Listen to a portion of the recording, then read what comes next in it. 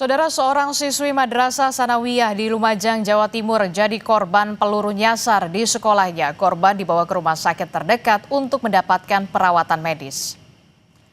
Kejadian ini bermula saat siswi kelas 8 bermain bersama dengan 3 temannya di depan kelas yang berada di lantai 2. Korban tiba-tiba kesakitan di paha kirinya. Setelah dicek ternyata terdapat luka tembak.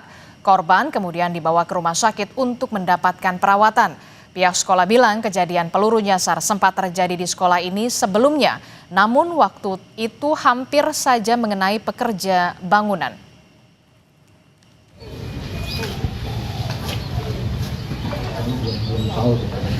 Kejadian ini pernah terjadi enggak, Pak? Sebelumnya itu waktu waktu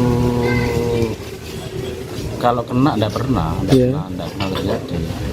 Kena bagian mana sebelumnya? Sebelumnya itu tukang ada bagian bangun ini kan. Jadi cuma keserempet di telinga.